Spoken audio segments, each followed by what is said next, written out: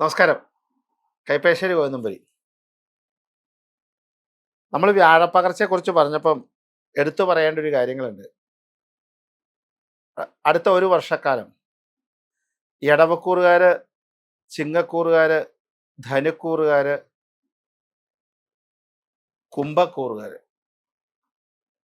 അതായത് കാർത്തിക മുക്കാലും രോഹിണിയും മകരത്തിന്റെ ആദ്യ ഭാഗവും, മകം പൂരം ഉത്രത്തിന്റെ ആദ്യത്തെ ഭാഗവും, ഉത്രാടം മൂലം പൂരാടം ഉത്രാടത്തിന്റെ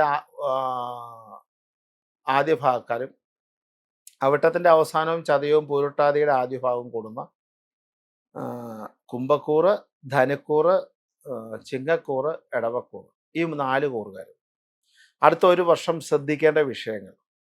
ഓൾറെഡി ഞാൻ പറഞ്ഞു കഴിഞ്ഞു, അവരുടെ വ്യാഴം പ്രതികൂലത്തിലാണ് എന്ന് പറഞ്ഞു കഴിഞ്ഞതാണ്.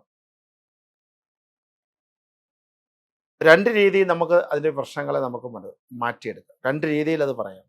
ഒന്ന്, നമ്മൾ സ്വയമേ നമ്മൾ ചെയ്യേണ്ടതായ പ്രവൃത്തികൾ, നമ്മുടെ മനസ്സിൻ്റെ ഓവർ കോൺഫിഡൻറ്റ് കൊണ്ട് ചെയ്യുന്ന ചില പ്രവൃത്തികൾ നമുക്ക് തിരിച്ചടിയായി മാറും.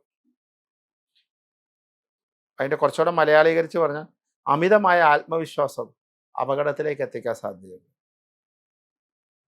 അതുപോലെ തന്നെ അമിതമായി നിൽക്കുന്ന വിശ്വാസത്തിലോടുകൂടി നടത്തുന്ന സാമ്പത്തിക ഇടപാടുകൾ, ഇതൊരു കുഴപ്പമില്ല, ഒരു പ്രശ്നങ്ങളും ഉണ്ടാവില്ല എന്ന് ഉറപ്പ് വെച്ചിട്ട് നമ്മൾ സാമ്പത്തിക ഇടപാട് നടത്തിയാൽ ആ സമ്പത്തിന് നാശം വരാനുള്ള സാധ്യത. അതുപോലെ തന്നെ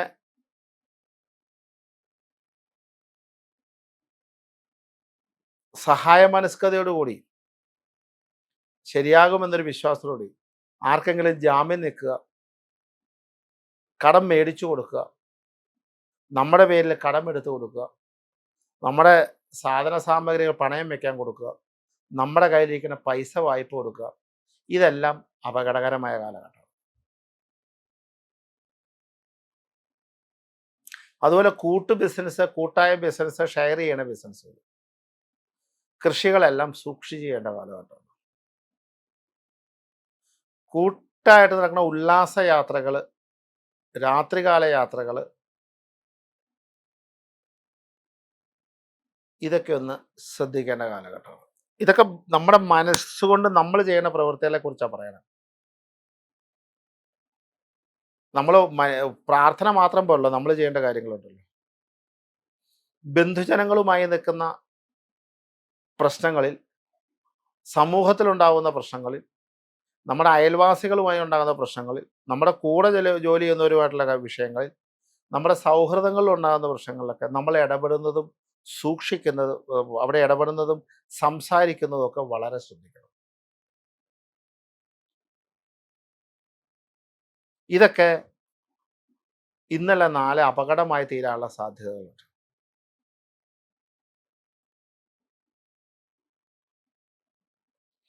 ചുരുക്കത്തിൽ പറഞ്ഞാൽ, ഏതൊരു പ്രവൃത്തിയെയും, ഏതൊരു കാര്യങ്ങളെയും, ഏതൊരു വാക്കിനെയും, ഏതൊരു പ്രശ്നങ്ങളെയും ഒരുപാട് നിങ്ങൾ വിശ്വസിച്ച് അതിൽ ഇടപെടുന്നത് നിങ്ങൾക്ക് അപകടമുണ്ടാക്കുന്നതിനാൽ എല്ലാ കാര്യങ്ങളും പരമാവധി ചിന്തിച്ച് ഉറപ്പിച്ച് അത് ചെയ്തു പോകണം. എത്ര ചിന്തിക്കാവോ അത്രയും ചിന്തിക്കണം. എന്നിട്ട് മാത്രമേ ഒരു കാര്യം ചെയ്യൂ.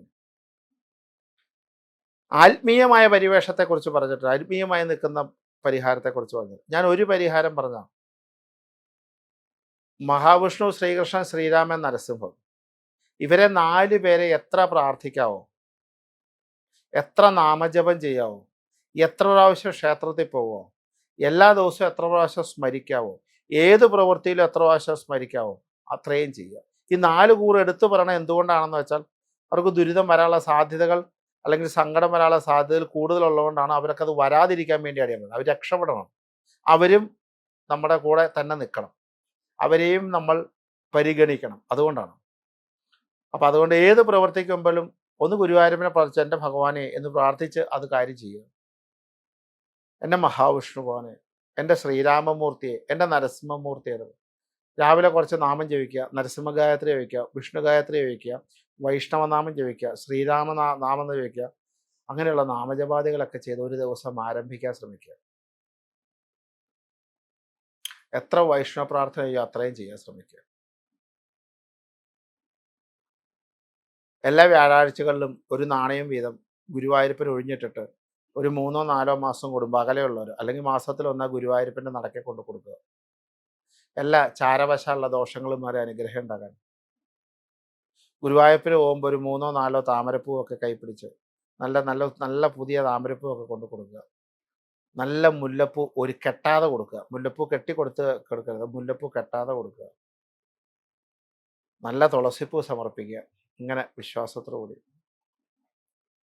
അപ്പം എന്ത് പറ്റുമെന്ന് വെച്ചാൽ, അപ്പം എന്താകും അതിൻ്റെ അവസ്ഥ എന്ന് വെച്ചാൽ, ഇവരുടെ അല്ലെങ്കിൽ ഇവർക്ക് ഈ വ്യാഴദോഷം കൊണ്ട് വരുന്ന ആ കഷ്ടതകൾ ഒട്ടനവധി കാഠിന്യം കുറഞ്ഞ് സമാധാനമായിട്ട് പോകും. ഈശ്വരാനുഗ്രഹം ഉണ്ടാവും നമ്മൾ ചെയ്യുന്ന കർമ്മത്തിലൂടെ. പക്ഷെ നമ്മൾ അബദ്ധം ചെയ്യാതിരിക്കാൻ ആദ്യത്തെ കാര്യങ്ങൾ വന്നു. ഇത് രണ്ടും കൂടെ ഉണ്ടായാൽ ഈ വർഷം അവർക്ക് ഒരു പ്രശ്നങ്ങളും ഉണ്ടാവില്ല. ഒരു പരിധി കൂടെ നന്നായി പോകും. ഈ 4 കൂറുകാർ, ഈ 12 നക്ഷത്രക്കാർ ഒന്ന് ശ്രദ്ധിക്കണം. ശ്രദ്ധിക്കേണ്ടത് നാമജപത്തിലൂടെ, സ്വയം പ്രവൃത്തിയിലൂടെ വേണം ശ്രദ്ധിക്കാനായിട്ട്. നമ്മുടെ സ്വയം ഒരു വിശ്വാസവും അധിക വിശ്വാസം, അന്ധമായ വിശ്വാസം ആരിലും ഒരു പ്രവൃത്തിയിലും ഉണ്ടാകാതെ ദൈവവിശ്വാസത്തിൽ, ഗുരുവായൂരപ്പ വിശ്വാസത്തിൽ, വൈഷ്ണവ പ്രാർത്ഥനയിൽ വിശ്വാസം കൂടുതലാക്കിയിട്ട് ഈ ഒരു വർഷം കൊണ്ടുപോയാൽ അവരുടെ കഷ്ടകാലത്തിന് കുറവുകൾ വരും. നന്മയ്ക്കും ഐശ്വര്യത്തിനും കൂടുതൽ സാധൂകരിക്കുന്നതാണ്. നന്മയുണ്ടാകുകയും ചെയ്യും. നമസ്കാരം.